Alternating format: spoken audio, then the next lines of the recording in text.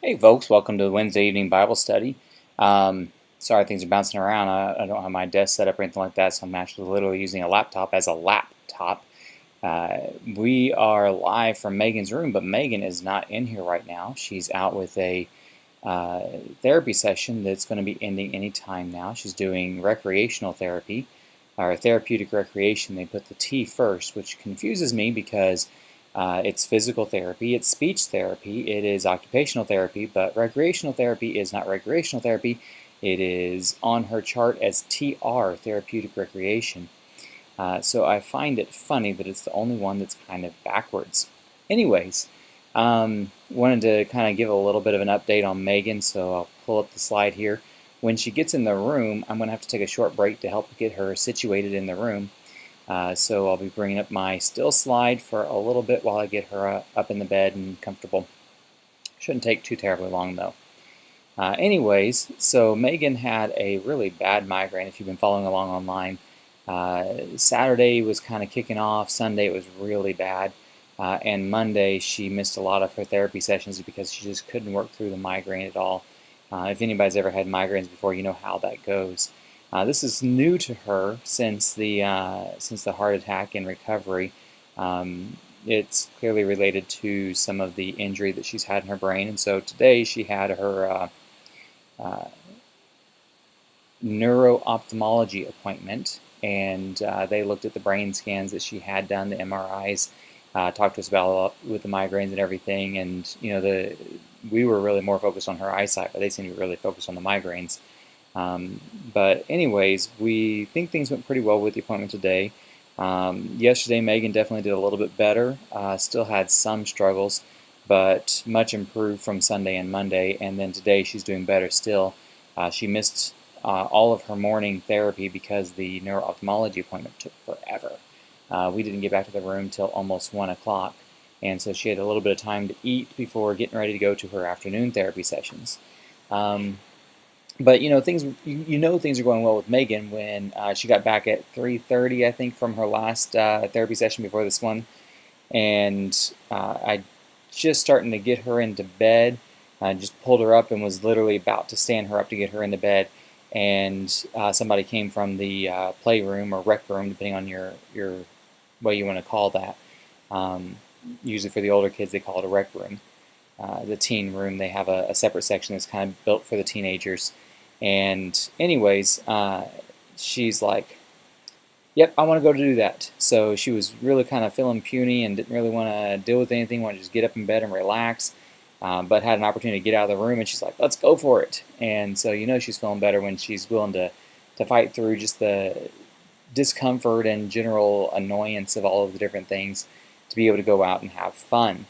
So that is kind of our quick update on Megan. And I'm actually a little surprised she's not back to the room yet, so I guess she's downstairs having a lot of fun. So we are talking about miracles, and this has been a series that we've been going through for a little while now. And remember, I'm kind of going into this diving a little deeper thing on Wednesday evenings. And as I've talked about, as I prepare a sermon, there's a lot of stuff that we dig into that hits the cutting room floor. It doesn't make it to the sermon, but it informs a lot of the background, a lot of the ideas, the things that I'm thinking about.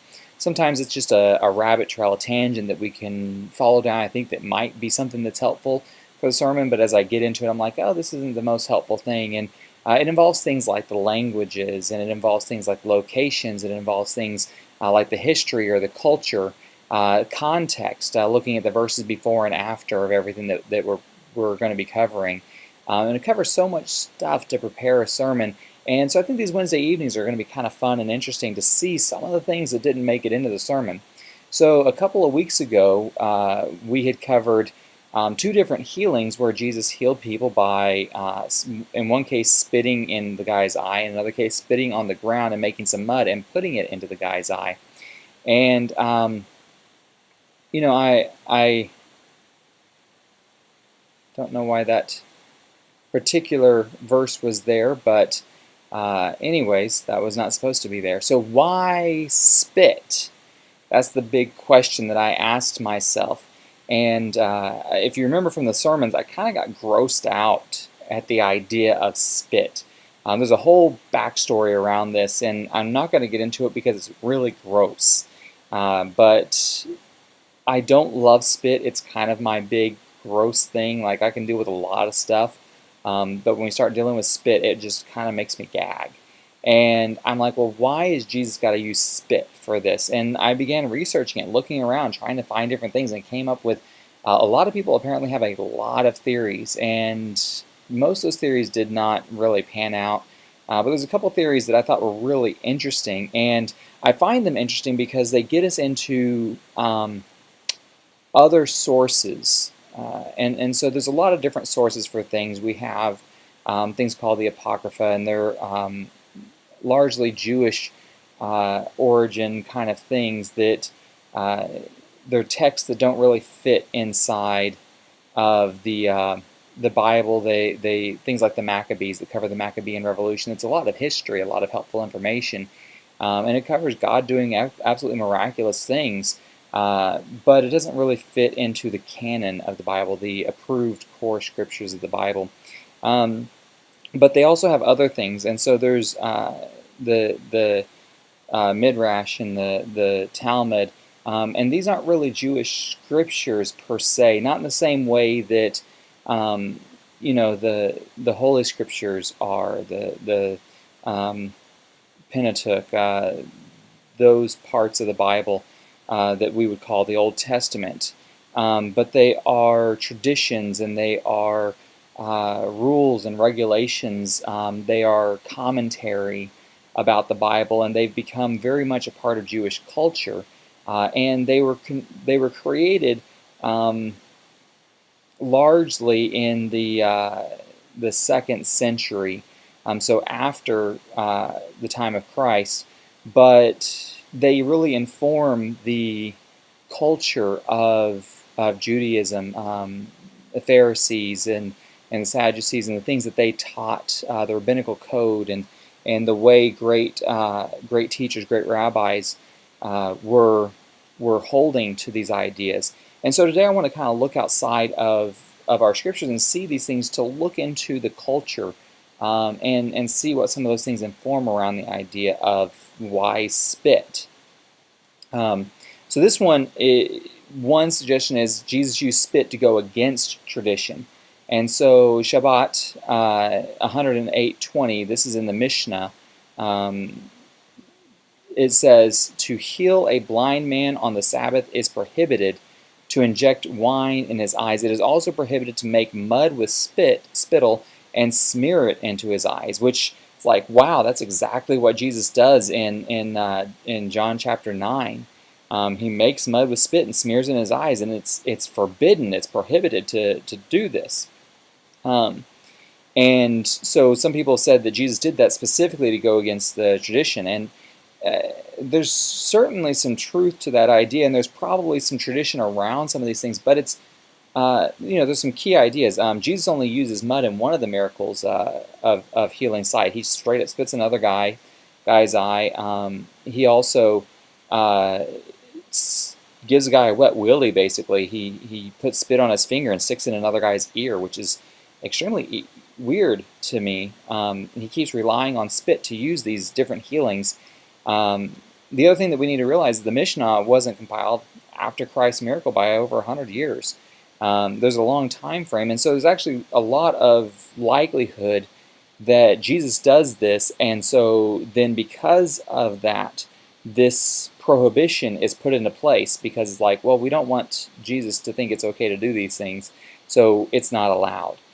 It's possible that it was something that they came up with that wasn't based in other scriptures, but completely unrelated to Jesus doing this. And so Jesus does this in an effort to be like, listen, guys, you think this rule is important, but it's kind of dumb.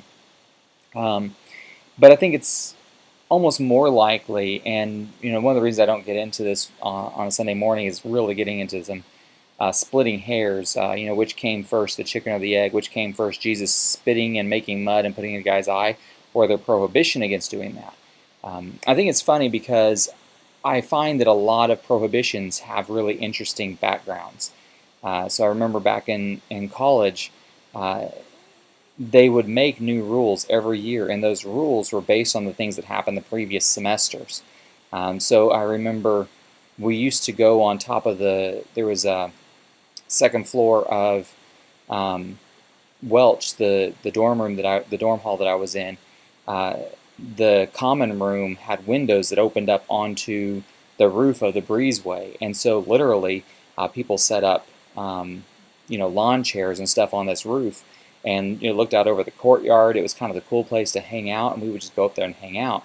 Uh, and no one ever said anything about it. It wasn't a big deal until randomly some guys went and got a bunch of water balloons and started chucking them at people in the courtyard. And so suddenly the next year there was a rule that you're not allowed to throw water balloons from the top of the roofs anywhere on campus. So that semester, some guys got water balloons and took the screens off their windows and chucked them out the windows at people. So now a new rule was you can't throw water balloons from your window at people.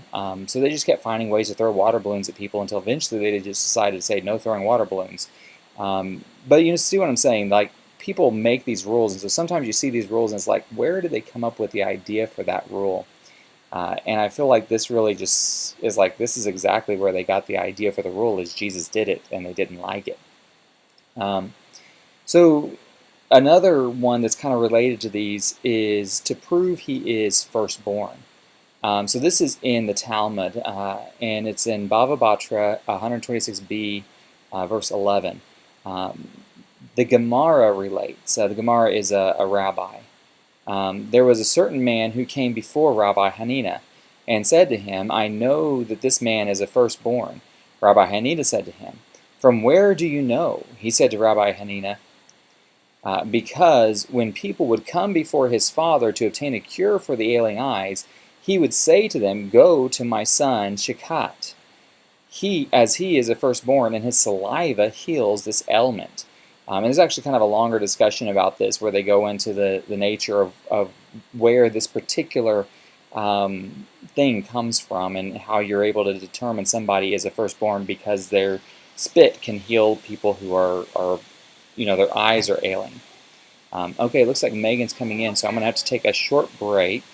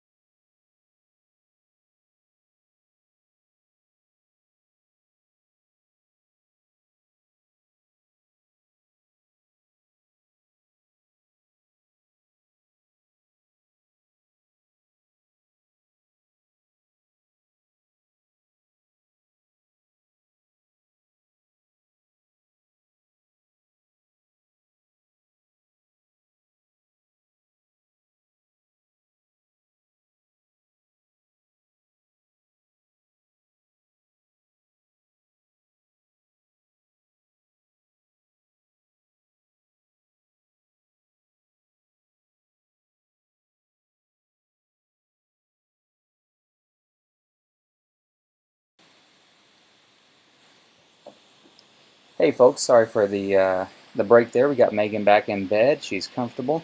I asked if she wanted to say anything. She says she's good, so maybe we'll get back to that in a little bit. Um, so, anyways, let me skip forward here. So, spit of the firstborn healed. I don't think it's necessarily true to say every firstborn can heal. I'm a firstborn, and so maybe I should start spitting on people more. What do you think, Megan? Should I spit on people? Can I spit on your leg? See what happens? Might help. No.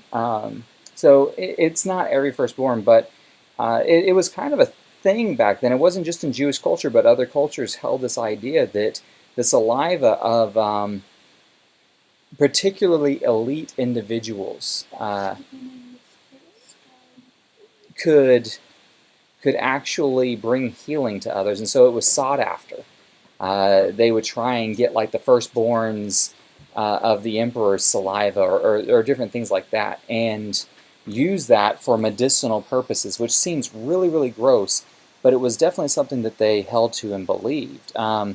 So, again, the Talmud did come after Christ, but it also informed the beliefs and traditions that existed in the first century Judaism. So the ideas here, again, you have this chicken versus the egg, is the idea that spit was healing and related to the firstborn before Jesus, and so he was tying into this as he was using it, or was it something that came after Jesus? And we do have other traditions and standards that seem to hold that this was a somewhat common belief, not just in Judaism, but in many cultures. So this passage can really help inform to us some things that the first century Jews that Jesus was speaking with and that saw him using his spit to bring healing would have thought of and reacted to based on those beliefs and ideas. In this passage, the speaker is proving the firstborn status of a person because of the power of spit to heal. Like I said, the context of it, if you read kind of the before and after, they're discussing the rights and the nature of firstborn children. They're discussing the inheritance ideas. There's a lot going on with it. It's not just one thing that's being discussed. But as they are establishing this, they're also establishing ways to prove that somebody is the firstborn. And because of that, all the rights and privileges that they get as a result of it. And so Jesus is the firstborn of God and among all creation. These are really important ideas. We have to recognize that when Jesus uses spit with mud in John chapter 9, John is really trying to establish the identity of Christ. And remember, we start off the book of John, his nativity story, so to speak, is in the beginning was the Word was with God, and the Word was in fact God. So it was in the beginning. And by him and through him, all things were created, and nothing exists in all of creation except that Christ made it to be. That's the nature that John is trying to bring out, is the very divinity of Christ. And so in doing this, he's establishing that Jesus is the firstborn of God. And in fact, we can look back to John chapter 8 and see what he's writing immediately before this passage where Jesus uses spit to heal, and find that there is a strong link to this idea. So we can jump into John chapter 8, chapter 39 and 40, verse 39 and 41, starting off. We'll go through a bit here. They answered him, "Abraham is our father." And Jesus said to them, "If you were Abraham's children, you would be doing the works of Abraham did. But now you seek to kill me, a man who has told you the truth that I heard from God. This is not what Abraham did. You are doing the works your father did." And they said to him, "We were not born of sexual immorality. We have one Father, even God." And so Jesus says to them, "If God were your father, you would love me, for I came from God and I am here. I came not of my own accord, but he sent me. Why do you not understand what I say? Is it because you cannot bear to hear my word? You are of your father the devil, and your will is to do your father's desires. He was a murderer from the beginning and does not stand in the truth, because there is no truth in him. When he lies, he speaks out of his own character, for he is a liar and the father of lies. But because I tell the truth, you do not believe me. Which one of you convicts me of sin? If I tell the truth, why do you not believe in me? Whoever is of God hears the words of God. The reason why you do not hear them is that you are not of God. And so he actually goes on from there and says, before Abraham was, I am, and begins to list out his very attributes of nature. He's really establishing through this conversation that he was sent of God, that he's the Son of God, and he is the very nature of God. And so we establish that identity of who Christ is, and then immediately go into this miracle where Jesus uses spit to heal. And so if there is this kind of pre-existing notion, this pre-existing idea that firstborn have this power, their spit can heal. Jesus is the firstborn of God. And it's really special to note that when we see this discussion happening in the Talmud, they actually immediately go after this and say, well, the firstborn of woman doesn't have this power. It's the firstborn of man that has this power. So a man's firstborn son is able to do this, but a woman's firstborn child isn't necessarily able to do this. So if the woman has a child, but it's the man's second child, even though it's her first, then that wouldn't happen. So you think back to Rachel and Leah, and when Rachel has her children, she's not the firstborn of. They're not the firstborn of Joseph. Not Joseph, sorry, of Israel, Jacob. And so we recognize these ideas that it's not just that it's Mary's firstborn, it has to be someone else's firstborn, the father's firstborn, to establish this. So we see this when Jesus heals the paralytic. He forgives sin and then heals to prove that he can forgive sin. The passage is just before Christ heals with spit and mud, and he's proving he's the firstborn of the Father. And then in this same passage, he lays claim to the name of God and the works of God, but he can also back it up with action. So the things that he does isn't just to establish his divinity and say these things, but to prove these things. And I think that's really important to understand. He proves these things by his actions. And that he does this, that he proves this, isn't just to establish himself for worship. It's to establish his ability to forgive. Going back to that very first statement, he forgives the paralytic. That's the first thing he does. He forgives sin. Then he heals to prove that he can forgive sin. So we do this now kind of in reverse. He heals and proves that he's from God, so that when he dies on the cross and he says, our sins are forgiven by this act, by what he's done, we know that to be true and we can rely on it. So the Son of God can heal, but he can heal so that he can prove the forgiveness of our sin. And that's something we need to recognize, that all the miracles that Jesus does, all the things that he establishes, is so that he proves when he says, I am going to forgive you, that we can trust that. The miracles don't exist to establish his worship. The miracles don't exist to do any of those different things. The miracles exist to prove that when he says, I forgive you, we can trust that. Because it's a lot easier to believe it because Jesus was able to back up with other kinds of physical miracles that we could see. It's really hard to believe this miracle of healing that we can't see. And I think that's really the most important thing that we can take away from this, and that's really what we're building towards as we look into all of these different things, is the Son of God can heal, but he can heal to prove that he can forgive. All right, folks, I hope that you found this interesting. I know it was kind of different going off into some other source texts, things other than the Bible that normally I would not bring out on a Sunday morning, but these are things, like I said, that I dig into and I look into and I try and find answers, even if I don't bring them out every Sunday, all the details of this stuff. It's kind of nerdy, it's kind of weird, but I think it's really interesting, and those things really establish the foundations of some of the stuff that we get to and help to understand the cultural significance of what Jesus was doing and the way that he was doing things. And it really helps us to understand what he was establishing to the people that he was doing this for at the time, so that it can illuminate what that means to us today. So if you're finding this interesting, go ahead and leave some comments. I love to read your thoughts on all of these things.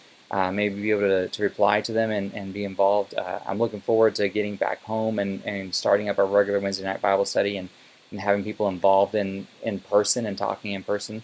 Looking forward to all of these different things that we're going to be doing.